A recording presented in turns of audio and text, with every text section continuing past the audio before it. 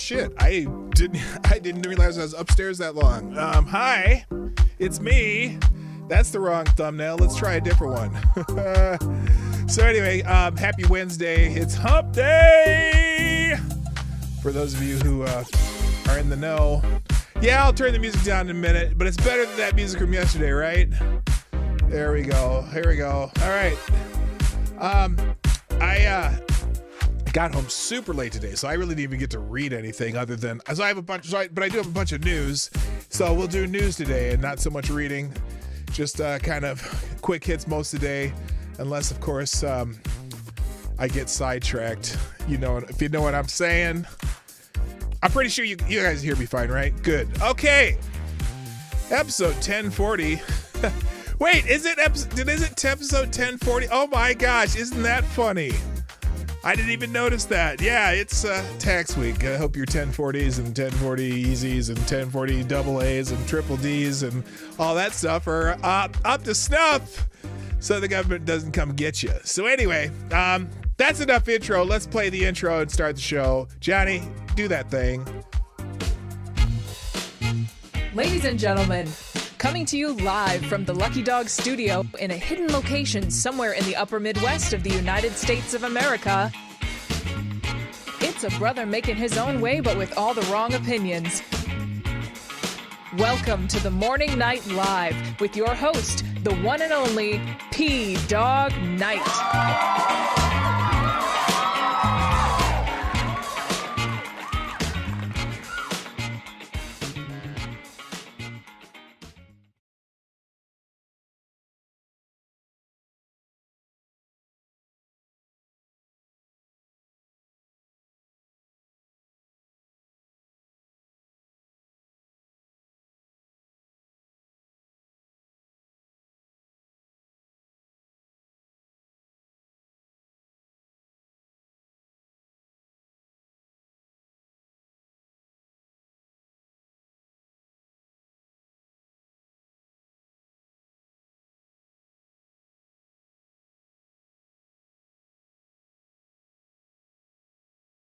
Damn it!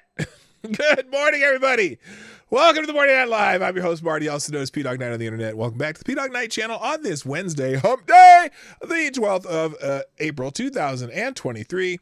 It's episode 1040, which is tax day. It should have been, the whole show should have been about taxes, but no, I ain't doing it. And yes, I know the mute's on. I figured it out. I noticed because my monitor wasn't working. Anyway, I have a bunch of news, but I did want to this whole thing with Alvin Bragg suing Jim Jordan and the Congressional Committee or whatever. I thought that's pretty interesting. But first, that's what we'll start with. But I got a ton of stuff. This is going to be all quick hits because I got home so late today. I didn't even get to read anything, and I didn't read anything while I was working today either because it was a little too busy for that today. So anyway, we're going to. Yeah, that's funny. We're going to say hi and get this damn thing going. Good morning first on Rumble. Avocados Diablo gets the bell. Thank you, sir.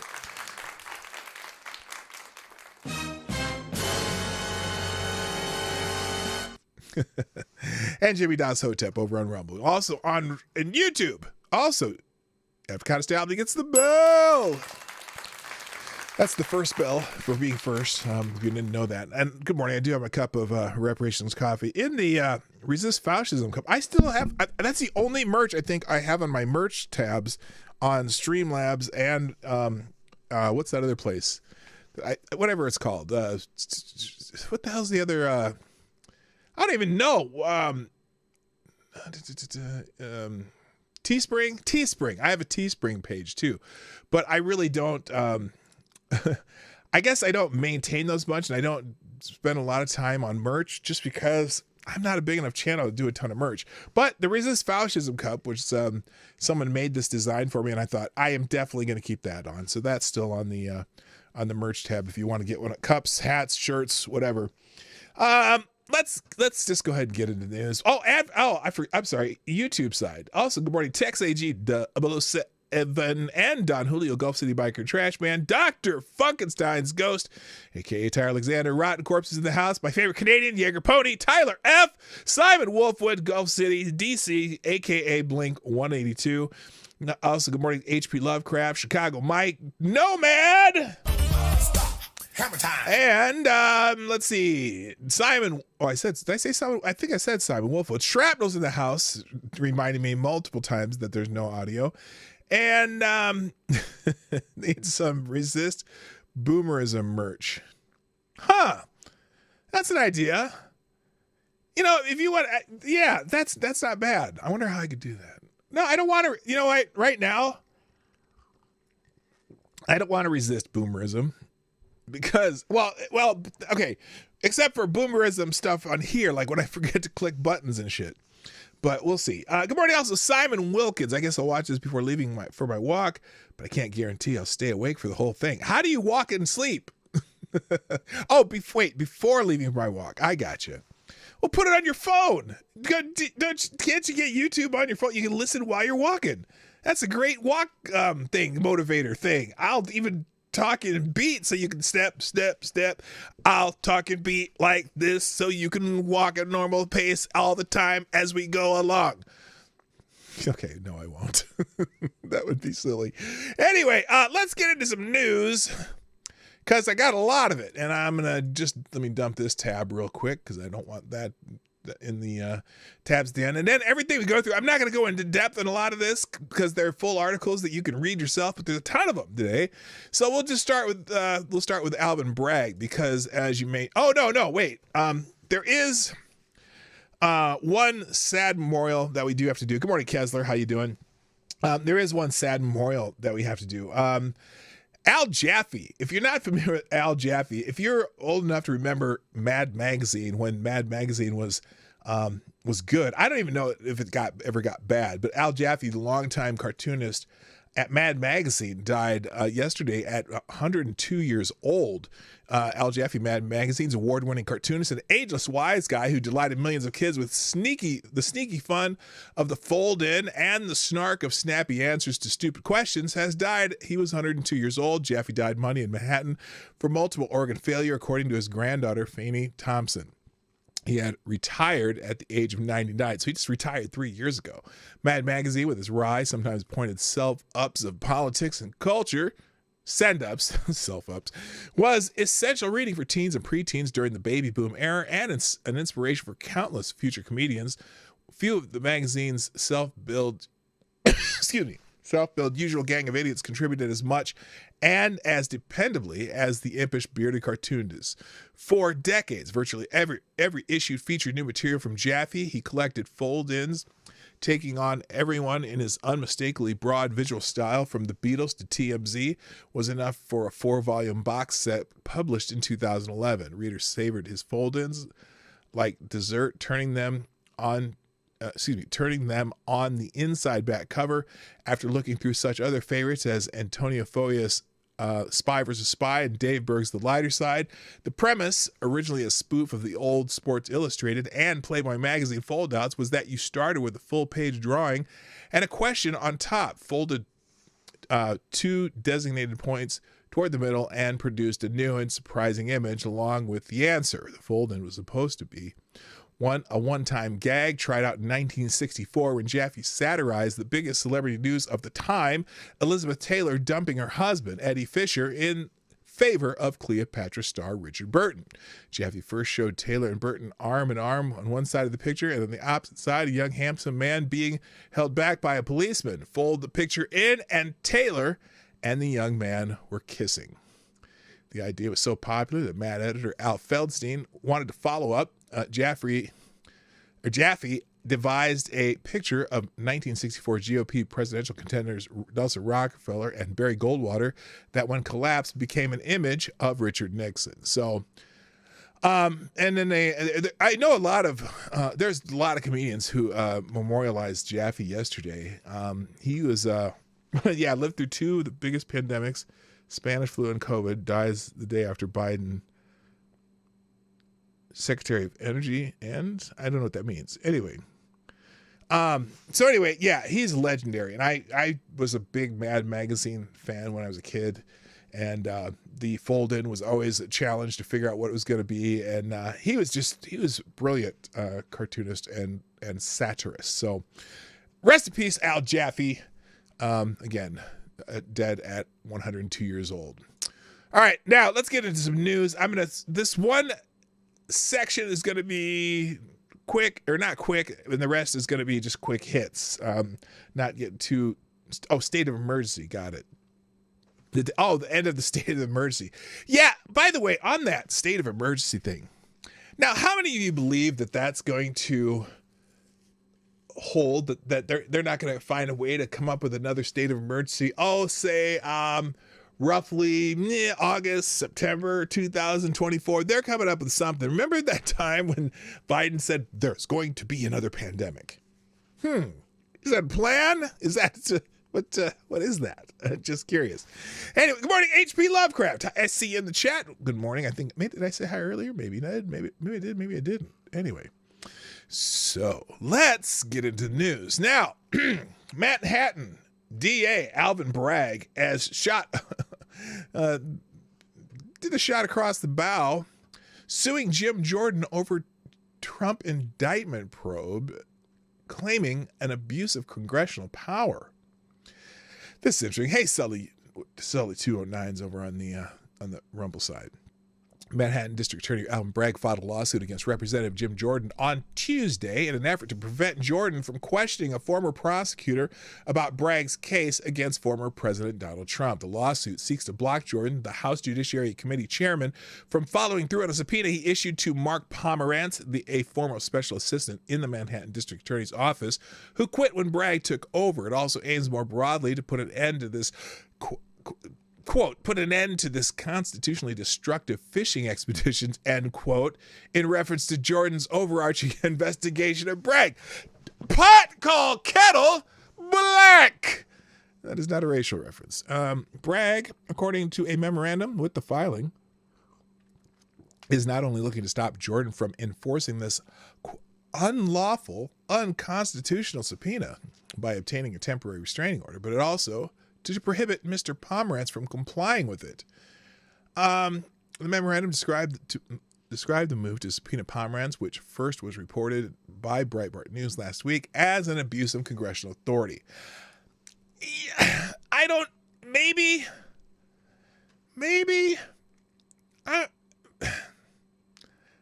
They're all playing games. I think Bragg's prosecution of Trump is an abuse of whatever authority he has, and it's bullshit, and I think it's probably going to get thrown out, and I just don't, then they're suing to block congressional oversight. So anyway, Jordan has responded to this lawsuit, stating first they indict a president for no crime, then they sue to block congressional oversight when we ask questions about the federal funds they say they used to do it. So, Bragg reported suing. Okay, Congress has no power to. This is what Bragg says. Congress has no power to supervise state criminal prosecutions, nor does Congress have the power to serve subpoenas for the personal aggrandizement of the investigators or to punish those investigated. The lawsuit said, yet that is precisely what Chairman Jordan is trying to do. And then they said 2 days after Mr. Trump was arraigned on 34 felony counts in New York State Supreme Court, Chairman Jordan and the committee served a subpoena on Mark Pomerantz, a former special assistant district attorney who participated in the investigation of Mr. Trump and his businesses. The lawsuit said basic principles of federalism and common sense, as well as binding Supreme Court precedent, forbid Congress from demanding it. Look, it's hard to argue that against that. He said in his statement, Bragg said in a statement to Jordan's subpoena of Pomerantz is an unconstitutional attempt to undermine an ongoing New York felony criminal prosecution and investigation. Well, it's a pretty weak felony prosecution, if I say so myself. As our complaint details, this is unprecedented, illegitimate interference by Congress, lacks any legal merit, and defies basic principles of federalism. I'm sure you care about federalism in a big, big way, Alvin Bragg. I'm sure that is your most important thing, unless it federalism doesn't work your way. Cannon Hotep's in the house. What's up? So anyway, we'll see where that goes. I think he might have a point. I know that Jordan's basing on the fact that federal funds used to prosecute Trump helps give congressional oversight in a probably a slight way. Hello, fake news expert too. And maybe because they're saying that this is a federal crime, but I don't know. I don't know how the House Judiciary Committee can, in a legal way, do oversight over a state case. It's I'll just say it's slightly dubious on Jordan's part. I know that I understand why he wants to do it, because there's not going to be any oversight whatsoever in New York, but except for unless it comes down to appealing, that case, should it be necessary. I don't know if the judge is actually going to. It's going to be interesting to see if a judge actually lets this case go on. It's such a dubious case. So anyway, good morning, Maddie. What's up? I see you there. All right, let's move on because like I said, this is kind of a quick hit day. Now there is an article in PJ Media about this radical Trump prosecutor Matthew Colangelo, whatever the hell his name is. So real quick, thank you, Jimmy Das Hotep, sponsored the show through Streamlabs. Thank you, sir. And you are the new Streamlabs Superstar sponsor of the day. Jimmy Das Hotep says, this is the product of so much funding coming from the federal level. All of this funding gives Congress permission to stick its nose where it does not belong. We are ass backwards when it comes to how taxation and funding should work. Yeah, I would say that is a delicious point you just made there. Thank you for sponsoring the show.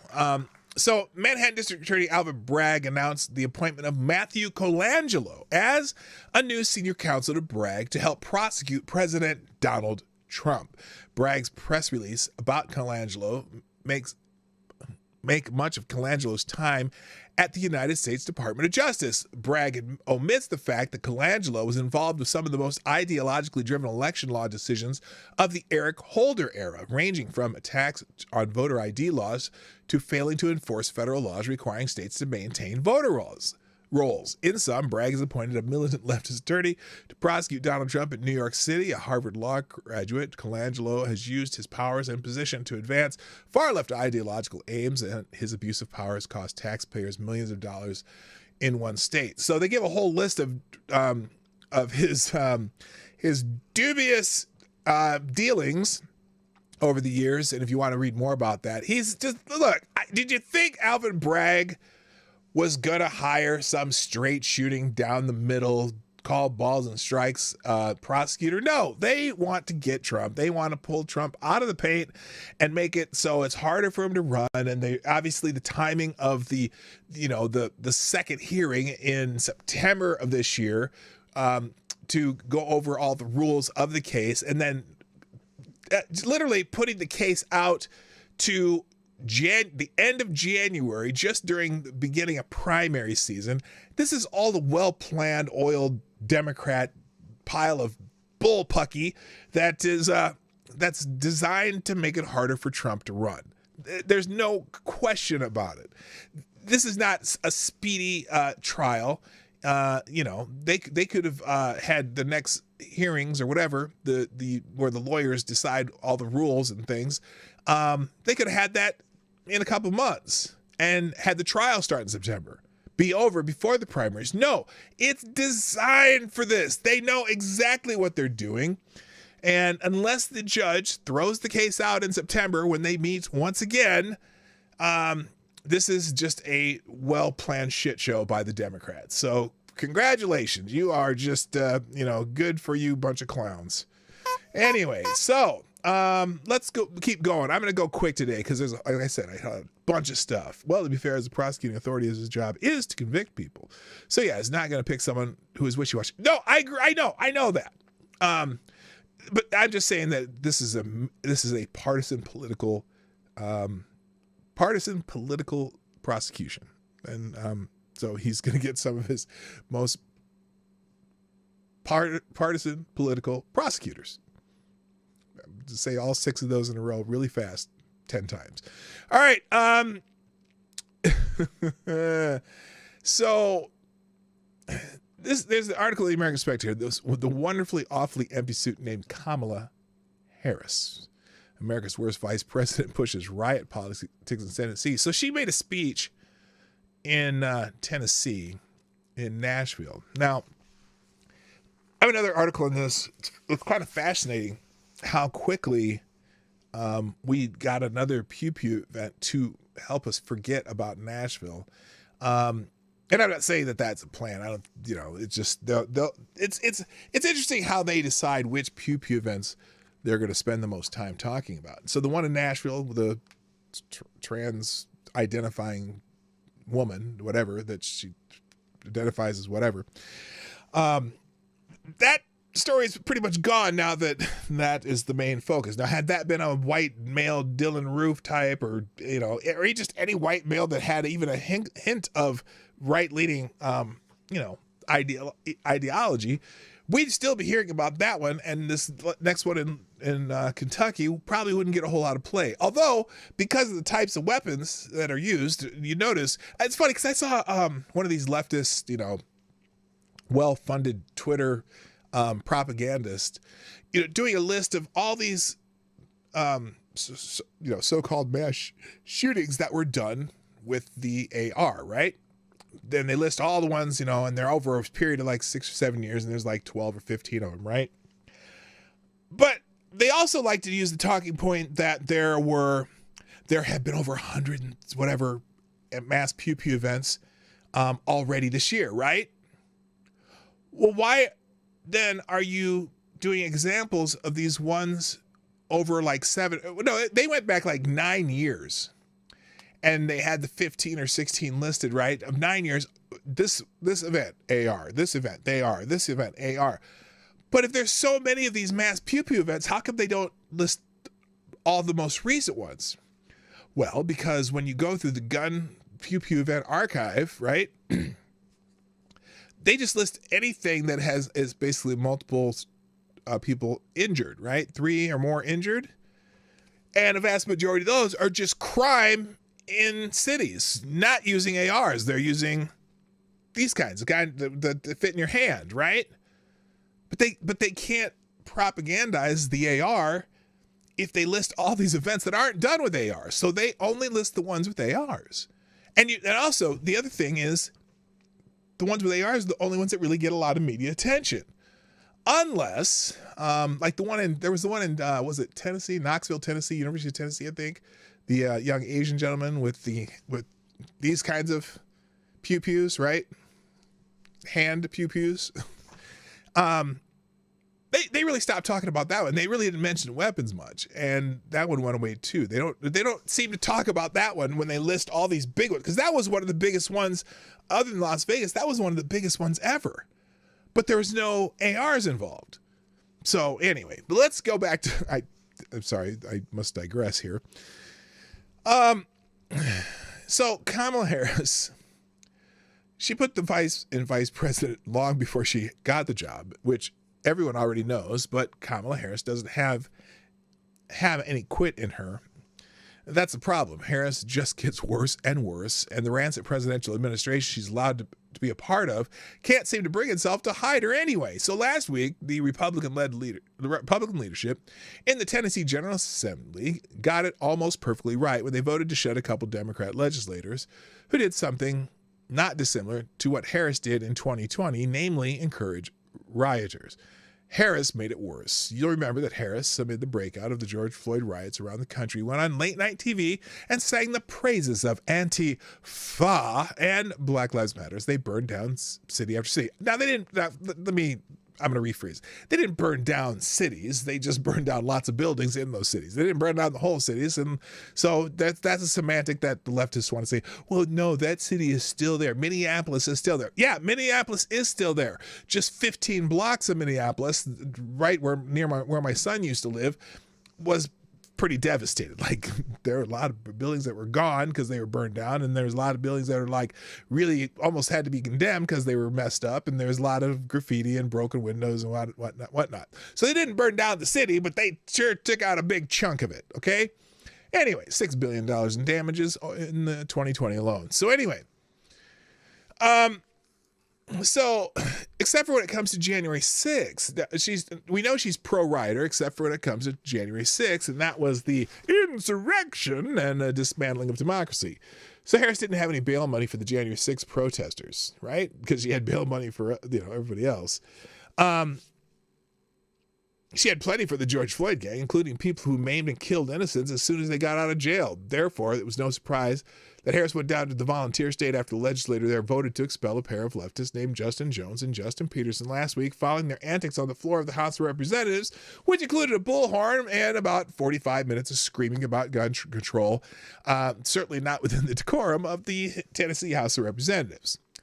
Now, as you know, I've said it before, I thought it probably would have been smarter to just do a censure or some shit, but they did kind of do an insurrection, and they were leading the insurrection and yelling on bullhorns, and I know the other lady, the white lady, didn't get suspended, but she never got on the bullhorn either.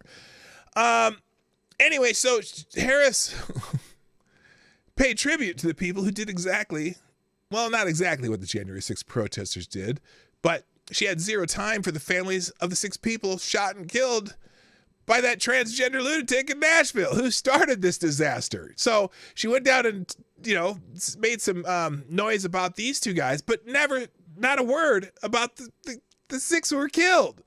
That why they were out there screaming and yelling and participating in an insurrection.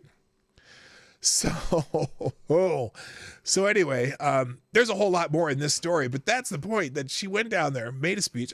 You can watch the speech. Oh, let's see. How long is their clip of this? I want to think. Okay, here's her part of the speech. This is the beginning of the speech of Kamala Harris, talking in, I think this is in Tennessee. Let me see if this is the right one. Oh no, this might be. Oh no, this is whack when she said Black Lives Matter is a movement, not a moment. But here's where she egged on this is 6 minutes of this. She was on Late Show with Stephen Colbert, talking about how they're gonna raise money for these people, and so they get bailed. She tried to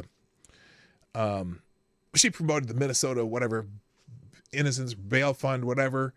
And what's funny is, not funny, it's not funny. They didn't have enough people to bail out, so they started bailing out other criminals, one of which went on to murder like 3 people in Minneapolis, which not cool. But anyway, and speaking of, and Glenn Greenwald kind of noted this too, the Nashville shooting has been erased from memory due to inconvenient narrative. Well, again, the Republicans in Tennessee may have made a mistake by expelling the two legislators rather than censuring them, because it also took away. Well, first of all, it gave people who have other narratives a chance to get away from the fact that this person of disputed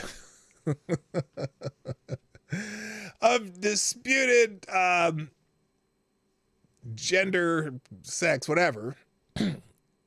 It took the focus away from that, and it made it easier for them to complain about something else rather than guns in this case. So Greenwald noted Monday that the Nashville shooting, which occurred less than 3 weeks ago, has already been erased from memory because it was perpetrated by a trans individual and represents an inconvenient narrative. Glenn's on fire.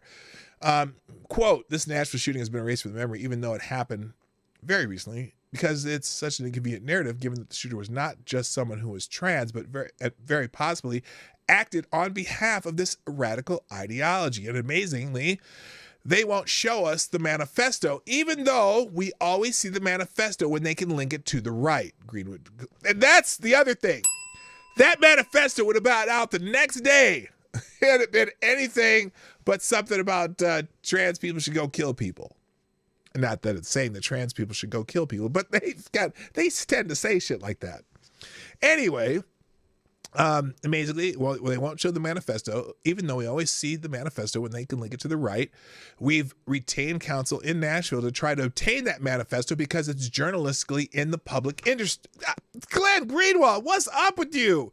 You used to be such a leftist weirdo, and now you're spot on sometimes. Though. Although I do look, I don't always agree with Glenn Greenwald's politics, but I could never ever say that he did not have integrity. Okay. I think he's always been a straight shooting journalist, even though I don't agree with his politics. But in this case, he's 100% correct.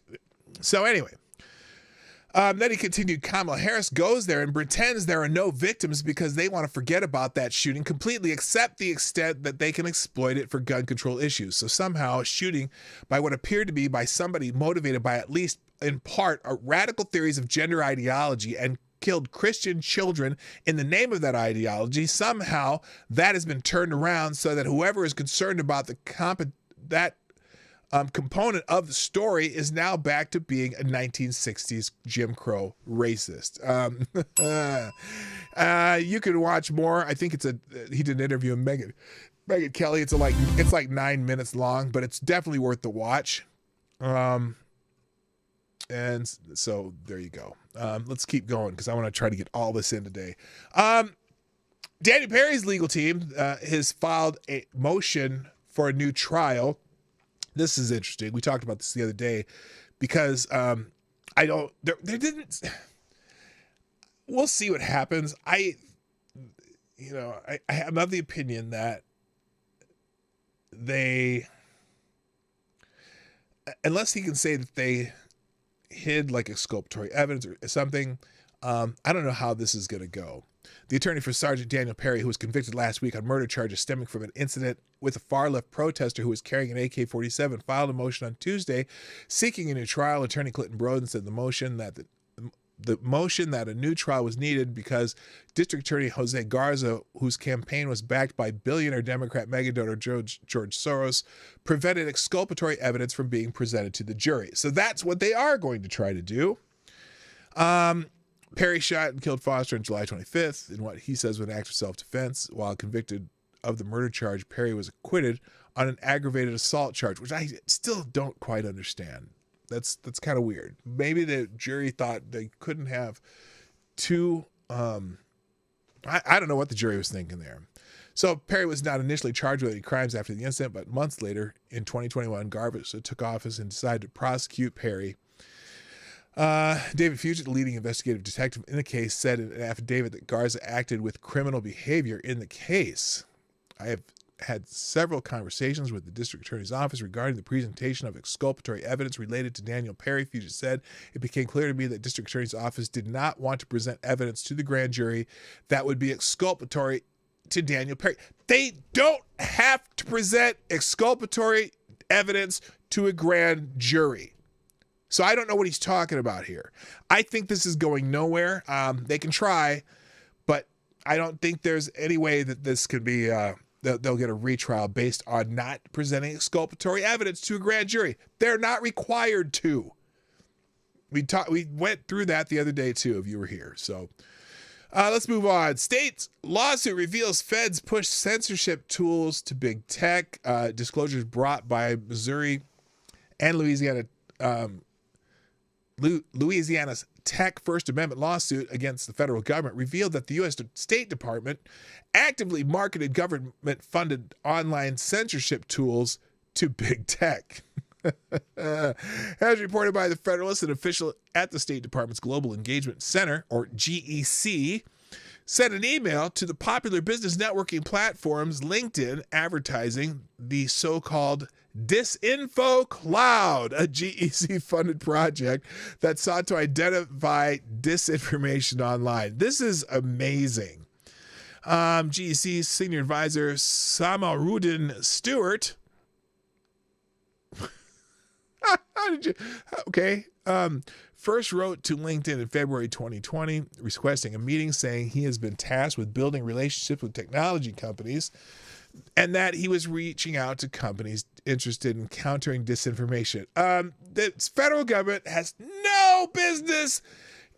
Look, let me get my thoughts together here. Certain segments of the political society love to use a little F word known as fascist, right? Here we have a government agency or a new government section of a government agency that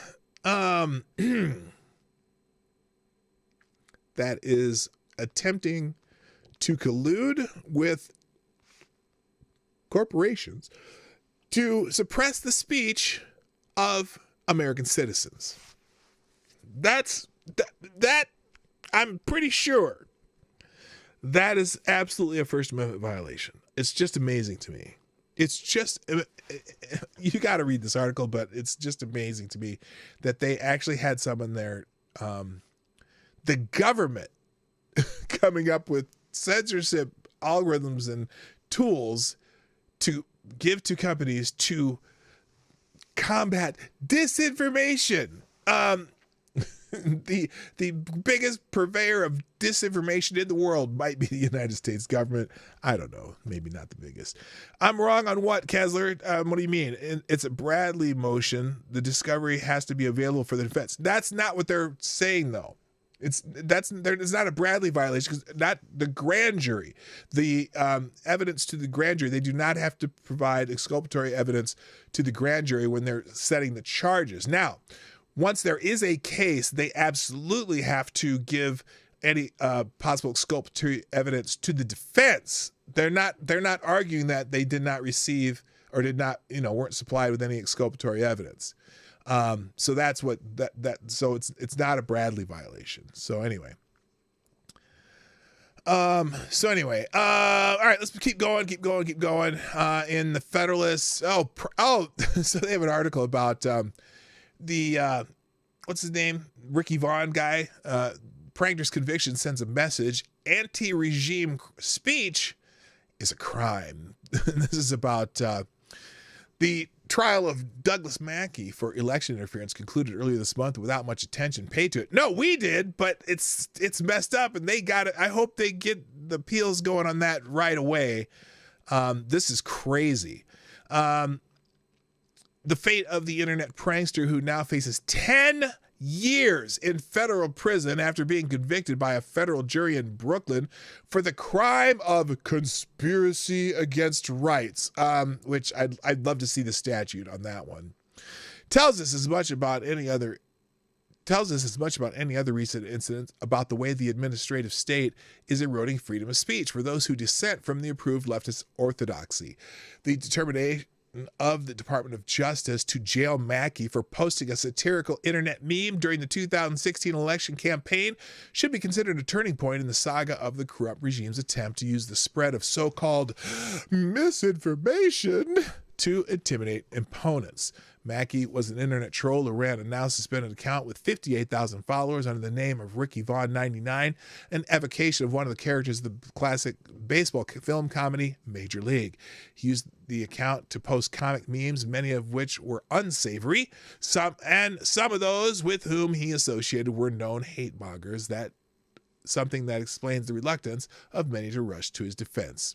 But his legal woes are solely due to his posting a fake Hillary Clinton ad on Twitter prior to the 2016 election. The tweet, which included a picture of Clinton and used the color scheme associated with her campaign, made the following preposterous claim: save time, avoid the lines, vote from home. Text Hillary to 59925 and we'll make history together. This November 8th. The small text at the bottom of the tweet added the following: must be 18 or older to vote, 1 vote per person, must be a legal citizen of the United States. Voting by text is not available in Guam, Puerto Rico, Alaska, Hawaii, paid for by Hillary for President 2016. Now, voting by text is still considered beyond the pale even in 2020 when Democrats used the stupid 19 to remove almost all the guardrails from the electoral system in most states, while vote harvesting, drop boxes, universal mail-in ballots, and expanding early voting in the 2016 election. The overwhelming majority of the ballots were still being cast in person on election day. A call to vote by texting the first name of the candidate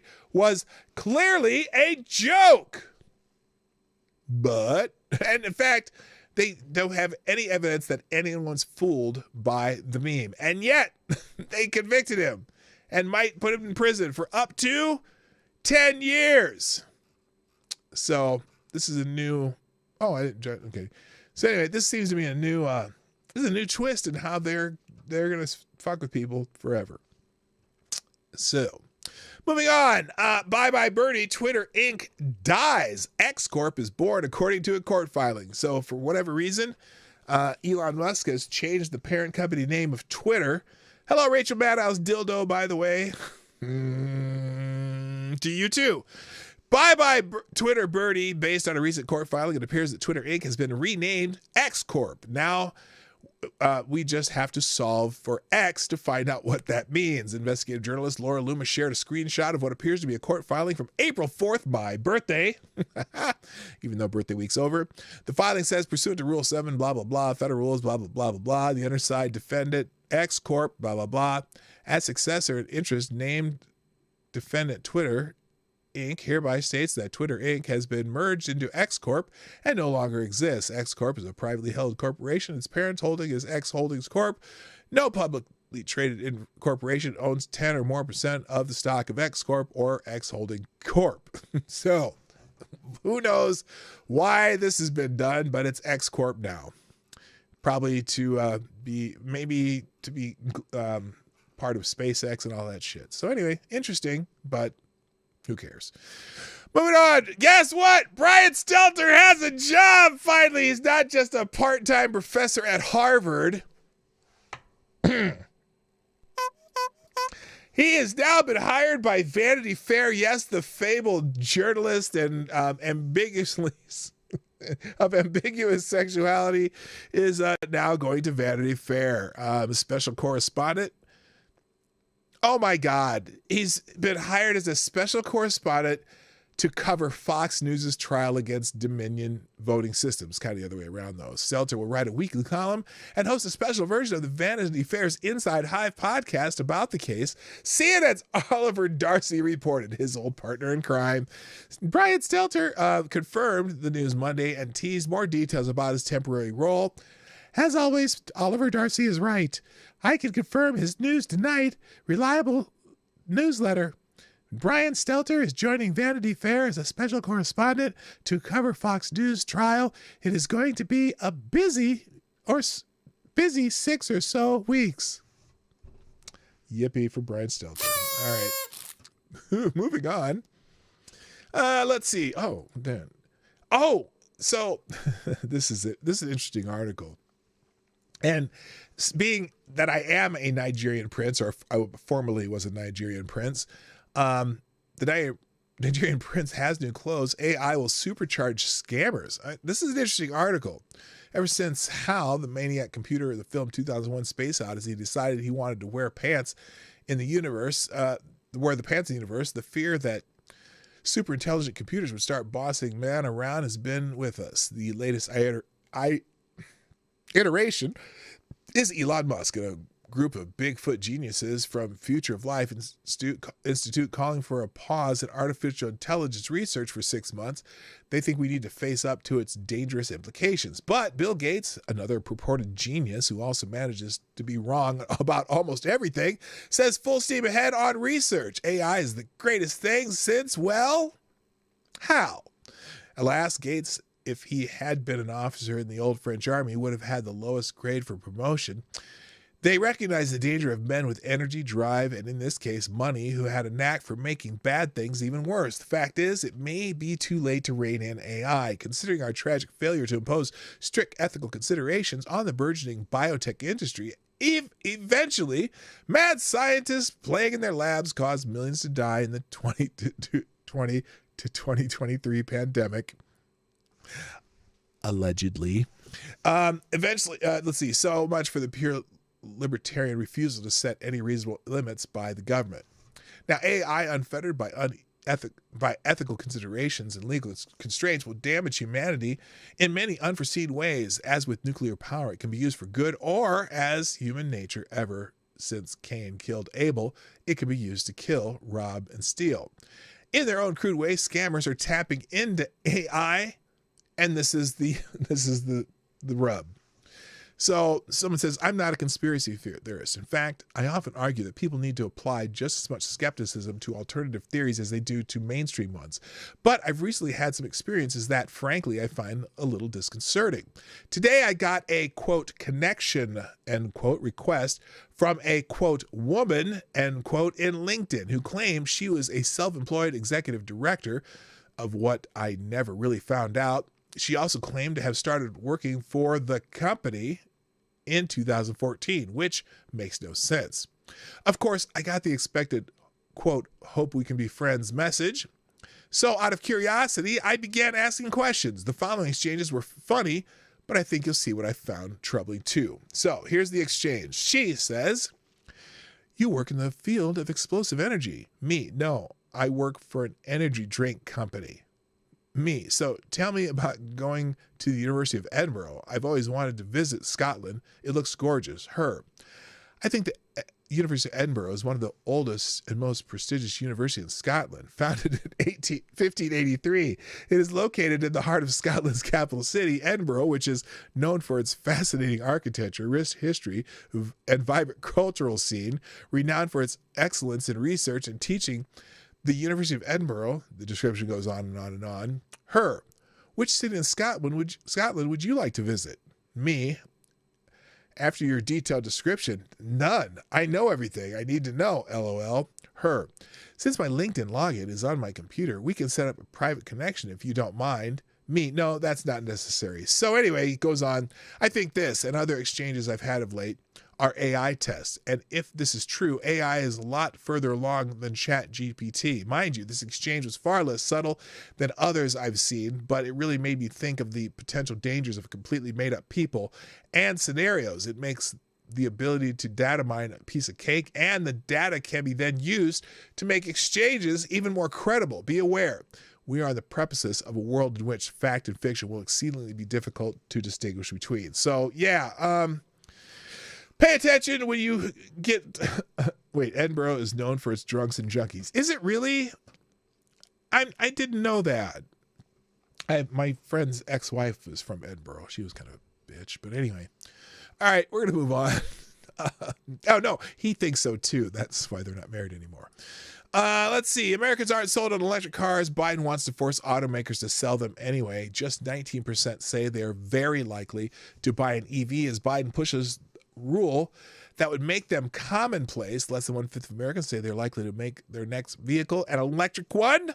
A new poll shows that isn't stopping President Joe Biden from pushing a rule that would force U.S. automakers to sell electric cars. 22% say they're somewhat likely. 19% say very extremely likely. Nearly half of respondents, meanwhile, say they aren't likely to go electric, citing the high costs associated with electric vehicles as the main deterrent. Electric vehicles, on average, cost at least $10,000 more than their gas-powered counterparts. Look, and when those batteries go out, you are forced to buy a new car. I could drive my truck till it's 300,000-400,000 miles, and I can just keep, adding new hoses and cleaning up some, putting some oil in it, whatever. But when those batteries go out, those electric cars, they're pretty useless, and you got to replace the batteries. And the batteries are super expensive, and the amount of cobalt needed is going to destroy the world. So they're going to figure it out eventually that the strip mining they're going to have to do in many parts of the world just to get enough cobalt and other minerals to create those batteries. The carbon footprint of an electric car is almost twice that of a regular car. Anyway, Dom O'Leary, what's up? Hey, trust my luck, back from a gig and now in the shower with dog in my ears. Well, what? I'm in the shower with you? Get me out of here. Just kidding. All right. Nice to see you. And Gun Fox is in the house. Nice to see you. The ever loyal administrator of our Discord server for the P-Dog Night channel. Good morning, Gun Fox. Next, Walmart closes 4 stores in Chicago amid elevated crime rates. Yeah, and the new mayor probably doesn't care because I'm sure the mayor hates Walmart. Walmart announced the closure of 4 stores in Chicago, Illinois on Tuesday due to poor performance at the location, a move that also occurs as the city sees worsening crime rates. The retail BMA said that the 4 locations have not been profitable since we opened. the first one nearly 17 years ago, with annual losses doubling in the past 5 years. The 4 Walmart stores that remain open continue to face the same difficulties, but executives believe shuttering some of the locations creates the best opportunity to keep the others open. I don't know if it's as bad as San Francisco, but I know they have a little bit of 5-finger discount problem at the Chicago Walmart. So there you go. Hooray for Goldbolt. Yes. Hello, Jay Pylon. How you doing? And Selector Boys in the house. Yeah, boy. All right. Nice to see y'all. All right. So anyway, Chicago's losing 4 Walmarts. And also, on the other end, Whole Foods is closing on its flagship store in San Francisco over employee safety concerns. San Francisco's decline has already transitioned from gradual to a sudden phase, and that descent is now accelerating. Whole Foods is closing its flagship San Francisco store on Monday at the end of business hours. Whole Foods told KTVU that the store on Market Street at 8th is shutting down for the time being because of employee safety concerns. City supervisor calls the closure temporary. Yeah, we'll see. To ensure the safety of our team members, we have made the difficult decision to close the Trinity store for the time being, the spokesman has said. No detail on the exact nature of the safety concerns were offered, but one might be able to take a reasonable guess. A City Hall source told The Standard the company cited deteriorating street conditions around drug use and crime near the grocery store as a reason for the closure. Since the start of the pandemic, downtown has suffered massive loss in foot traffic due to remote work. Many small businesses have shuttered, while examples of extreme poverty and mental illness on the street have become more apparent.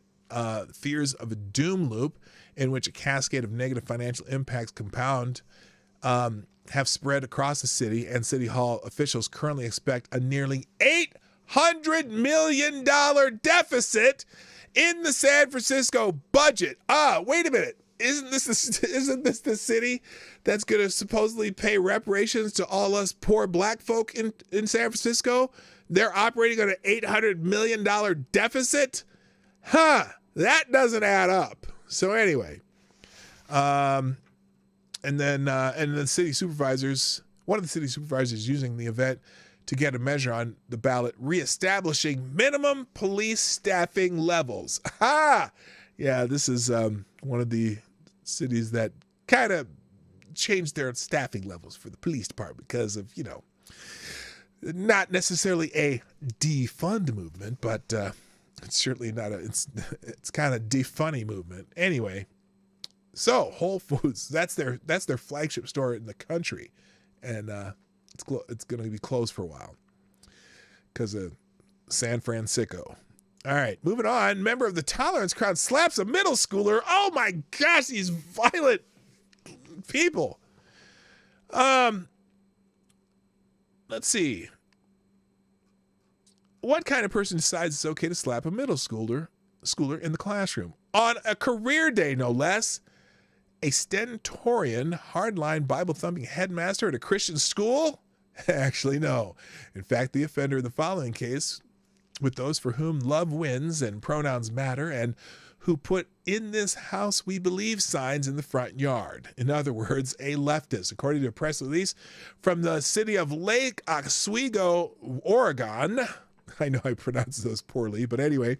On April 7th, Ellen J. Sawo was arrested. Sawo had been in the middle of a presentation during career day at Lake Ridge Middle School. Perhaps some of the students were being rowdy, since middle schoolers are not the most civilized people. So, frustration on the part of the teacher or presenter is understandable. What is not understandable is why Sawo decided to shout profanities at them and then go so far as to slap one of the students. The student was not injured, and Sawo left the school before police arrived.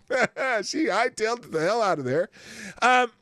Let's see. They did catch up with her, and she was allowed to cool her heels in the Clackamas County Jail. Not exactly what you would expect from one of the proponents of love and tolerance, but by going by her Twitter feed, you would never know she had it in her to slap a child. So is this her, Ellen Salaho?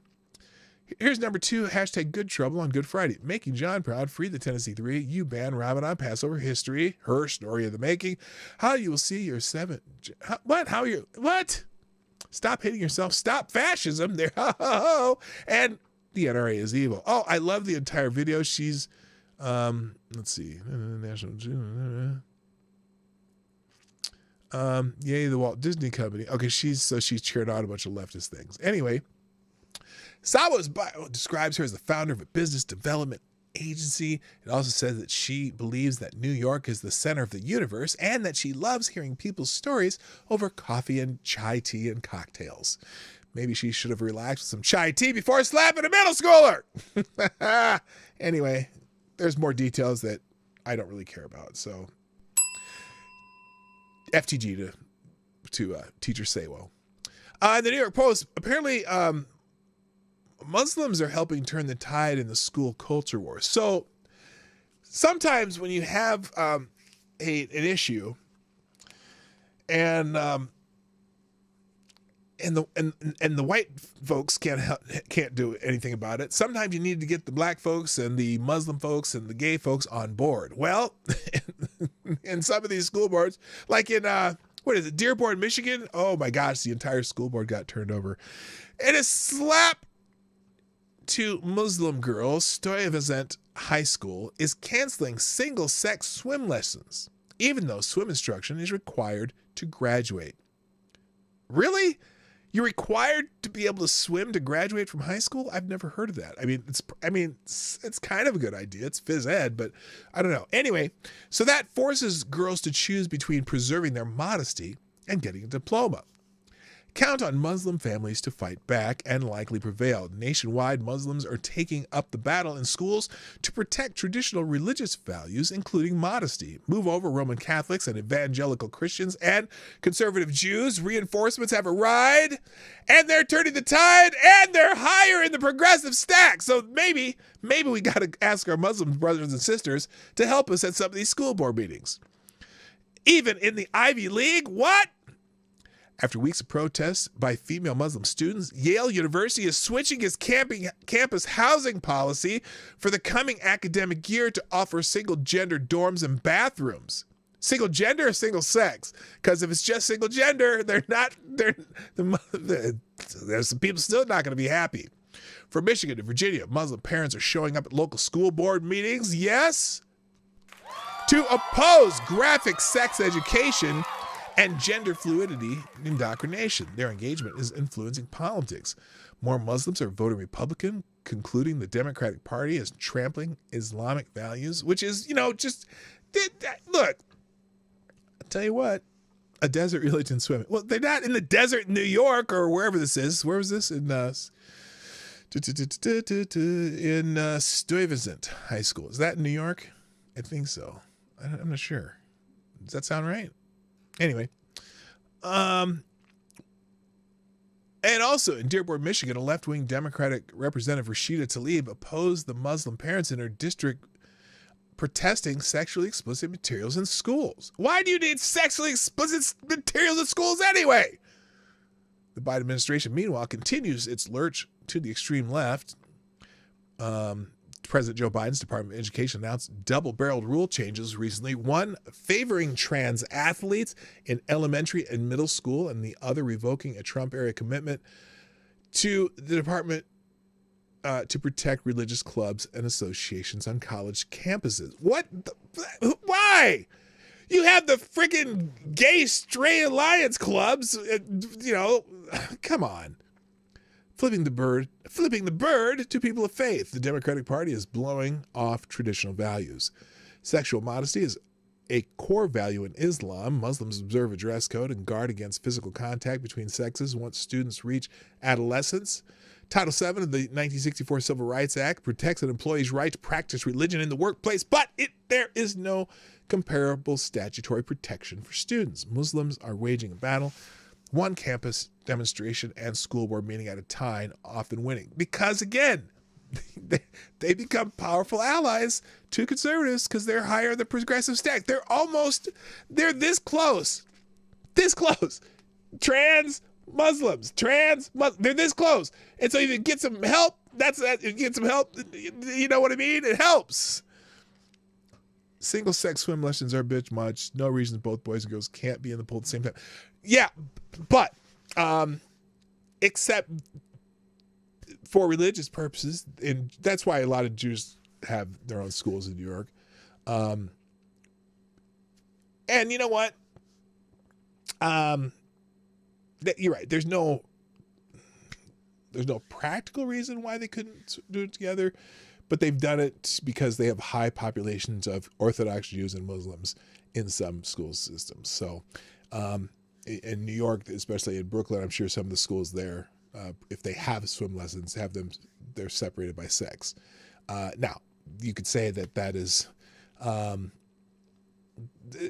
that establishing religion, though? I don't know. I think there's been court rulings that doing that to accommodate people's religion is not necessarily establishing religion. But anyway, so that's where that came from. So anyway, interesting. I remember when those Dearborn protests were happening at the school board meetings. I'm like, oh, some of these people kind of based. Most modern American Muslims aren't, the ones who are going to show up in a vest, if you know what I mean. All right, moving on. In PJ Media, federal judge slams plaintiff with massive penalties. Just kidding. Over a CRT suit. Now, what is this? You will be made to care or you will be made to pay. Your choice. Okay, this is a judge abusing power. Back in the 70s, one of the things I repeatedly heard from pro-abortion crowd, you can't legislate morality. But if you've been paying attention for the last decade or so, you know that morality can be legislated and, for that matter, enforced, provided, of course, that it is the right brand of morality. Two Springfield, Missouri teachers have discovered that enforcement can come with a massive price. Just the News reports, the teachers Brooke Henderson and Jennifer Lumley have been hit with a judgment of almost $313,000 in legal fees after they filed a lawsuit over CRT policy. A press release from the Southeastern Legal Foundation explains that Henderson and Lumley filed their suit back in August of 2021, alleging that anti-racism training in their district compelled their speech and discriminated against them because of their views that America should be colorblind. So here's the press release. According to the press release, a challenging training was textbook anti-racism. In fact, Ms. Henderson and Ms. Lumley were told they needed to commit to anti-racism, which had a proactive element to advocate for political and social change. The training further taught that colorblindness and, quote, white silence, end quote, were tools of white supremacy. White people were privileged, and that equality was harmful. Holy shit. The training session begins with instructions to, quote, stay engaged, end quote, speak your truth, end quote, and, quote, acknowledge your privileges, end quote. It featured a slideshow as a series of videos, including the death of George Floyd and cartoons about, quote, systemic racism, end quote, and, quote, understanding white supremacy, end quote, and that asserted our nation was founded on white supremacy. They were told systems of oppression were woven into the very foundation of America, and that white supremacy, a highly descriptive term for the culture we lived in. So the press release has links to the training material. The training itself culminated with an anti-racist solo write, WRITE, during which participants read anti-racist statements and write what they would do to become anti-racist. Chairman Mao would be so proud to know that the traditions he started are still being upheld with such fidelity. So anyway, Henderson and Lumley were warned that if they did not participate in the struggle session, they would be called upon to do so. So when they did speak, it was to express their opposition to the district training. The press release says that they were corrected and they self-censored. When Henderson and Lumley's lawsuit came before federal district court Judge Douglas Harpool, he ignored the evidence in the case, called the case itself frivolous, and ruled against the teachers. But Harpool was not done. He also ruled that Henderson and Lumley owed the district $313,000 in legal fees. The SLF is assisting the teachers with their appeal to the U.S. Court of Appeals for the 8th Circuit. And then there's another note here from Just the News. General Counsel Kimberly Herman called Harpool a longtime Democrat elected official in Missouri appointed to the bench by Barack Obama. A lone agenda-driven federal judge determined to deny concerned teachers and parents the right to seek redress in court. So basically, they were going to be forced to, confess their sins to the mob. Then Herman also added, Henderson and Lumley are educators who are being punished by a federal judge for courageously stepping forward to file one of the nation's first civil rights lawsuits tackling so-called anti-racism training that requires educators to pledge allegiance to a radical unconstitutional views on race and politics.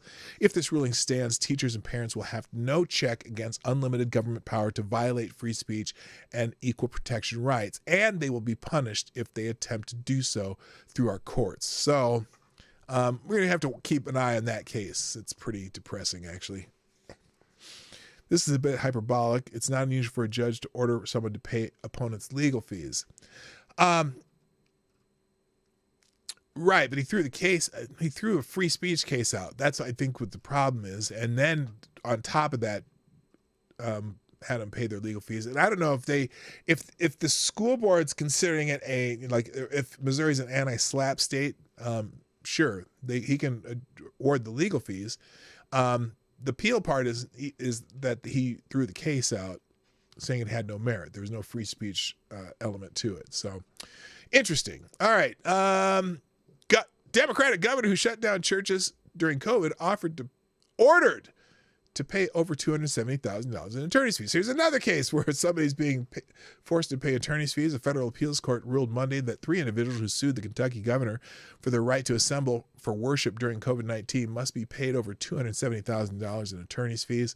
Randall Daniel, Theodore Roberts, and Sally O'Boyle sued in August 2020 after they received notices logging their attendance at Maryville Baptist Church, the church's Easter services, and informing them they must quarantine or face further enforcement measures. The group alleged Democratic Governor Andrew Beshear's bans on religious gatherings and interstate travel violated their constitutional rights, which the Sixth Circuit affirmed in May 2020, according to court documents.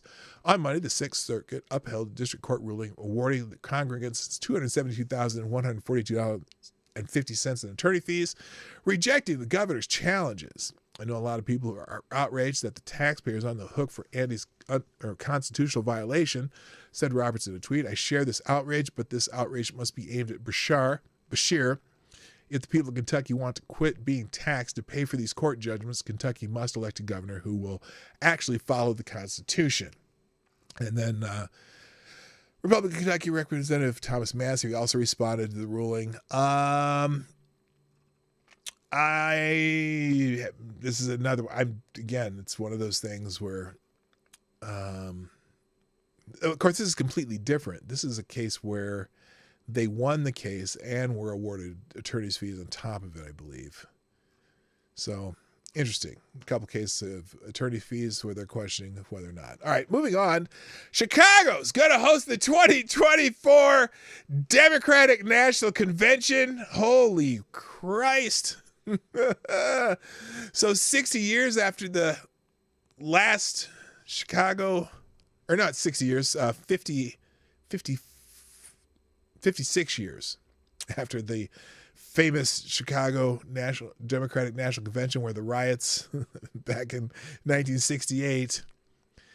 Do you know why Chicago is called the Windy City? It's windy. But did you know what causes the wind? Hot air from all the politicians. That is about to get even windier in Chicago. The Democratic National Committee chose Chicago to host the 2024 National Democratic Convention from August 19th to August 22nd. The choice comes after Governor J.B. Pritzker and other wealthy people in Illinois told the DNC if they chose Chicago, they would foot the bill. Damn! Chicago must be Illinois just must be overflowing with cash. I'm not even sure.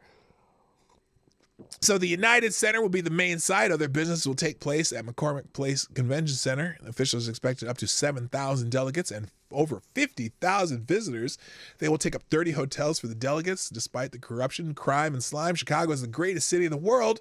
No bias from this native. It's also the center of the blue wall in the Midwest. Chicago is the reason Illinois is blue. So anyway, that's fascinating. I might I might have to drive down there sometime that week just to get some footage. I don't know. I might take a week off. Who knows? All right. Let's see. Biden. Oh, by the way, Biden is going to be asking or going to be running in 2024. He announced that the other day. One of those propagandist Twitter accounts was like, "Oh, yay, Biden is running in 2024. Put on a scale of 1 to 10, how happy are you that Joe Biden is running?"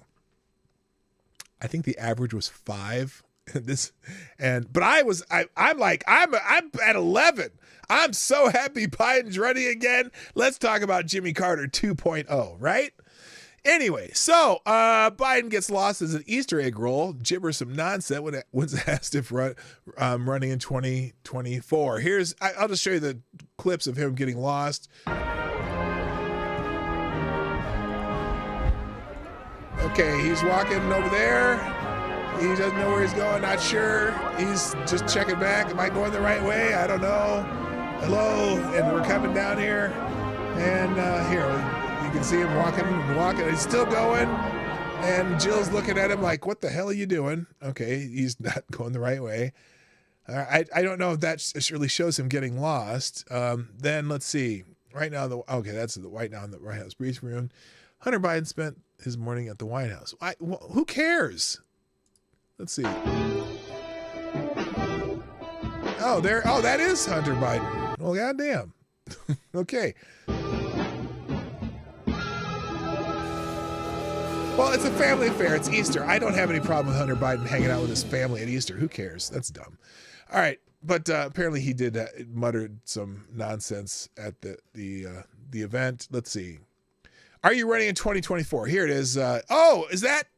Are you saying that you would be taking part in our upcoming election in 2024? Well, I'll either be rolling an egg or being the guy who's pushing them out. Come on, help a the brother hell out. did he just say? I plan on running now, but we're not prepared to announce it yet. All right. Well, What did he say before I'm running?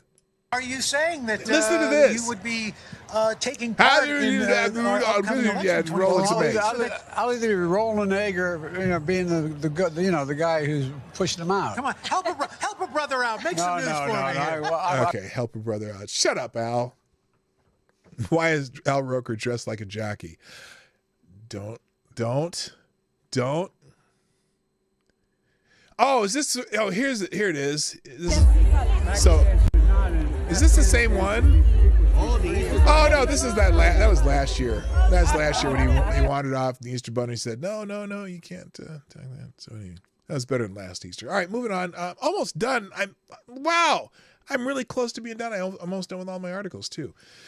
So apparently there's a report that Ukraine has been forced to alter spring offensive plans after the U.S. document leak of some of that military stuff. So news reports claim that the Ukrainian military has changed plans for its much anticipated spring offensive following an alleged leak of classified U.S. documents. Ukraine has reportedly been forced to alter its plans for its upcoming counteroffensive because of the leak of highly sensitive U.S. intelligence, the UK newspaper Telegraph reported on Tuesday. The change in the Ukrainian military plans comes in response to the supposed leak of U.S. Defense Department documents containing classified information regarding the war in Ukraine, as well as sensitive intelligence on China, Russia, and other countries. The Wall Street Journal on Tuesday described the intelligence breach under President Joe Biden's watch, possibly one of the most significant leaks of highly classified information in history. The U.S. Defense Department has yet to confirm the veracity of the documents. If the leaked intelligence is genuine, it could have a significant military impact on the ongoing war in Ukraine. I wish it would end it, like get him on the negotiating tables. Hello, Somnable Nation, by the way. Yeah, okay. Yeah, how about we find a way to just end the nonsense over there. So Sky News reported on it. There's other stuff here if you want to read more. But that leaked information is affecting other countries and a war in Europe. So now here's a good question. Why is Saudi Arabia buying record levels of oil? They expecting something coming up?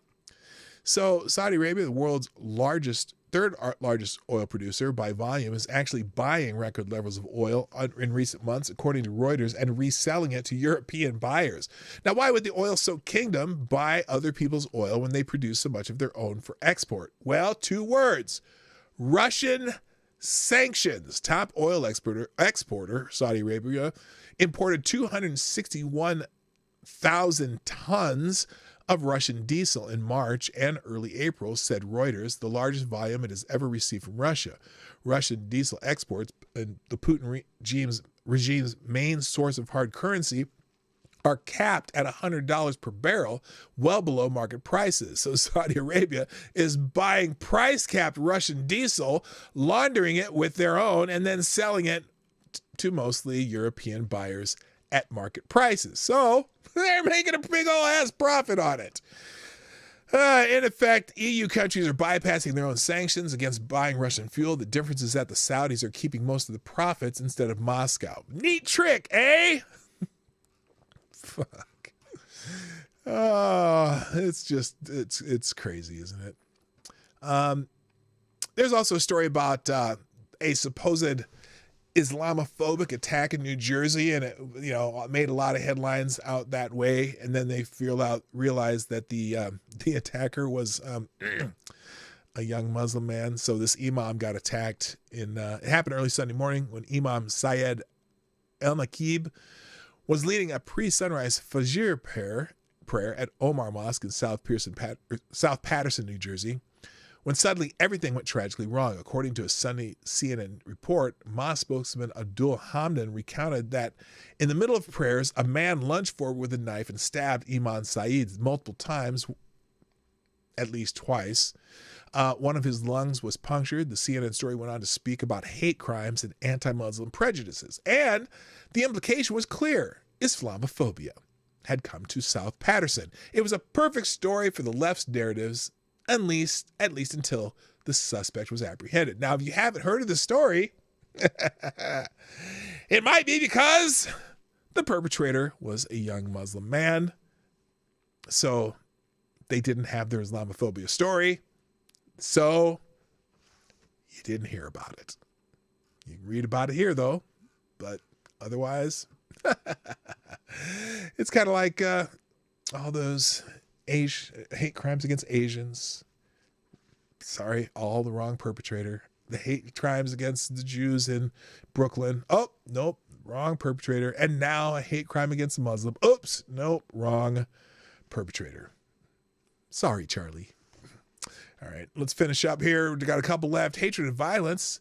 Transgender professor reportedly canceled debate with conservative commentator Michael Knowles. Now, Michael Knowles has been going on tours around colleges talking about his stance on transgenderism. Well, apparently a University of Illinois Chicago professor, Deidre McCloskey, a biological man who identifies as a woman, reportedly canceled a scheduled debate with the Daily Wire's Michael Knowles because he allegedly promotes, quote, hatred and violence. Except it seems like the violence is always perpetrated against Michael Knowles, not anyone who's on Michael Knowles' side. Anyway, Knowles and McCloskey were set to debate transgenderism and womanhood at the University of Pittsburgh next Tuesday, but the transgender professor allegedly accused Knowles of stirring up hatred and violence for being an opponent of transgender ideology, and thus did not want to give him a platform, the Daily Wire reported.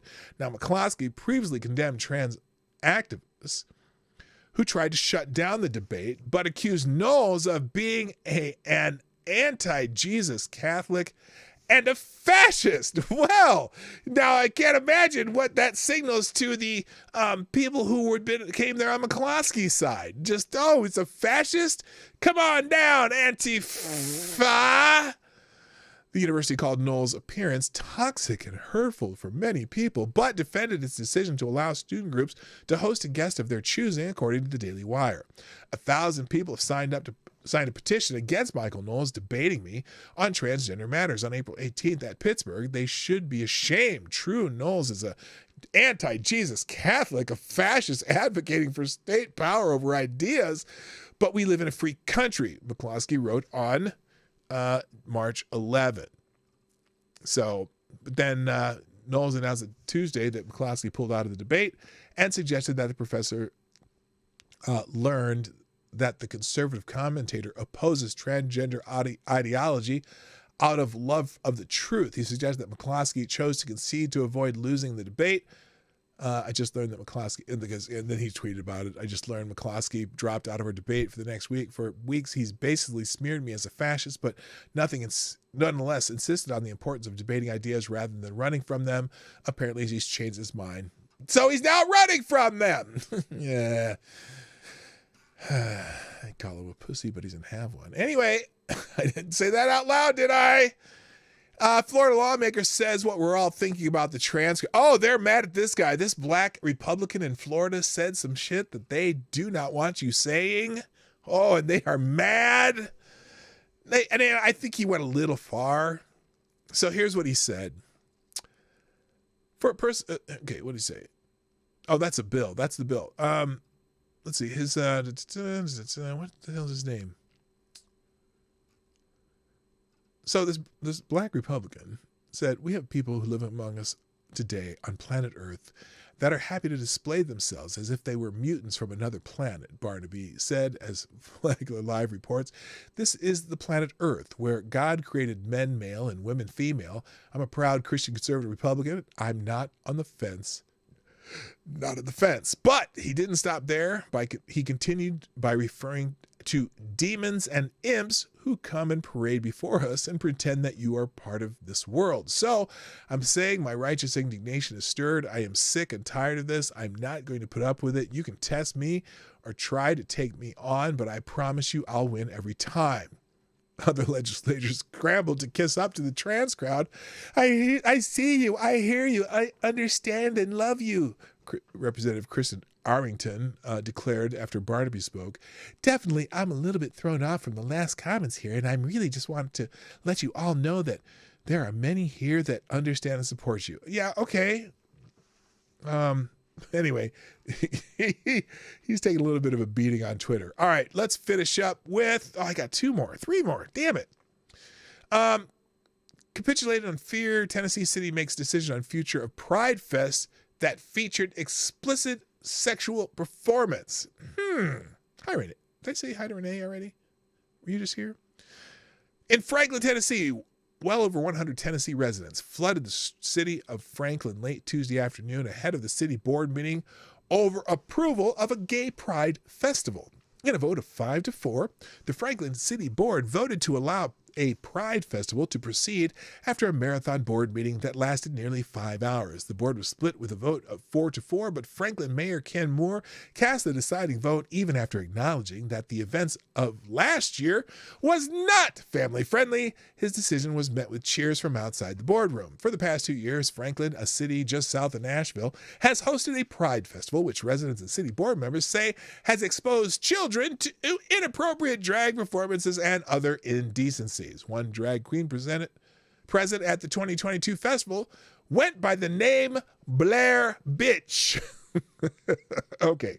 That is kind of clever though, because Blair Bitch, Blair Witch, Blair Witch Project. It's funny. But I seriously, it's funny because Minneapolis has a huge pride festival every year, right? And it's actually a fairly fun festival. I mean, even, but the parade I just avoid the parade. The reason the festival's fun because the food is amazing. The food venues once we used to go down there when we first got married, and it was fun. We had some friends who were gay, and we were like, okay, come meet us at Pride, and we went down there. It was actually a fun time. Mostly people just having a good time the day we were there, but apparently the parade, holy shit, you don't want to be there, and you definitely don't want to have kids there because it's pretty gross. But anyway. Dozens of people crammed in the small hearing room, a good number of individuals wearing stickers that read, "Protect all children," while others wore rainbow-themed shirts. At the meeting, which lasted well over 4 hours, with 2 hours of public comment, the board reached a decision to approve. With over 100 public commenters, roughly 65% were from people opposing granting the permit to Franklin Pride for the festival. Many commenters voiced their opinion to have children present at an event celebrating sexuality. Or opposition, excuse me. One commenter asked if the board wanted sex on display, while another woman who said she was with the group Gays Against Groomers noted that pride events were sexualized by nature. One student from Spring Hill said she identified as transgender, claimed that trans identifying people were being hunted on a national level. That's a new talking point, because they throw out the statistics that, trans people being ended has gone up by like 80%. No, like from 30 to 50 or 60, yeah, maybe 80%, but it's still a tiny percentage of the population, even a tiny percentage of that population compared to other demographics being ended. So, but because it went up 80%. Yeah, because I'm sure, and they say since 2008, usually when the last one I saw, up 80% since 2008. Well, I would guess there's a lot more people who identify as transgender since then, because it's become such a easy way to become a victim, and victimhood is king right now. Anyway, this city council did end up allowing the permit, to the chagrin of many people who think that some of that shit should stay in their own homes, not our home. Like, just keep that shit away from me. Anyway, I wanted to show you this one because I think this is a dubious claim. Okay. And so if you see this claim, I think it's a bit dubious. Bud Light Dylan Mulvaney trans stunt cost the company $4 billion so far. Yeah. Now let's see how they get to that, and then I'm going to get out of here.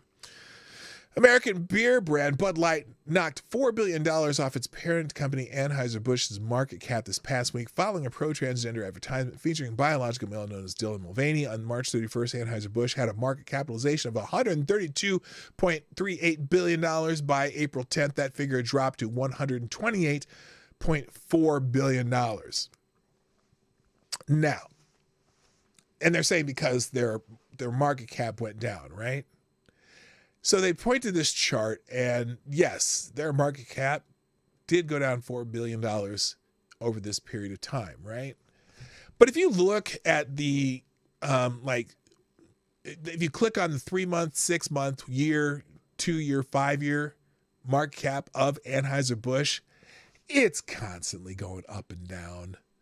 And so you can't say that it's this one particular event, which really, I would guess a very small portion of the population even knows about at this point. I doubt if that was the sole reason that they went from 132 billion to 128 billion in market cap. Very unlikely. So let's just say that this is a very, very dubious claim. I'm sure they've lost some tiny portion of sale of Bud Light, but Anheuser-Busch is a huge company with hundreds and hundreds of different products that they sell. This little thing of Bud Light, even if they lost some sales of Bud Light, probably has nothing to do with their market cap. So don't be caught up in this stupid line of train of thought. I'm sure they lost some sales somewhat, but it's probably not hurting Anheuser-Busch. Let's finish with this in human events. Apparently, the New York Public Library has faced a little backlash after offering internships only to black people. Only to black people are they going to offer internships. Now, I always say when people start talking about racism and systemic racism, right? When people start talking about systemic racism, I always go, well, what system is it? Give me a system and let's see if we can figure out if that system is actually racist, or is it just because of many other factors, choices, and whatnot. This would be systemic racism, wouldn't it? Or I suppose they would call it systemic anti-racism, because anti-racism basically just affirmative action on steroids, right? So this would be their anti-racism way of promoting black people. But this is, I would never want to be a part of this.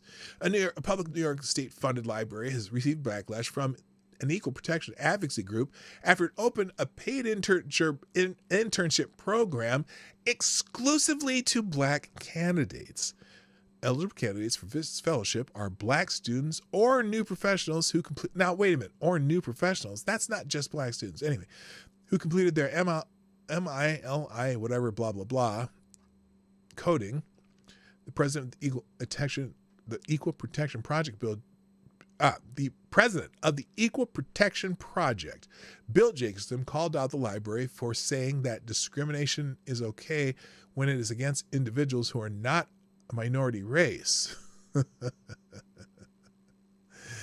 Can you imagine somebody posting for a fellowship at a public library saying it's open only to whites? No one would do that. So why would they think it's okay to open up such a public fellowship only to blacks? It's discrimination.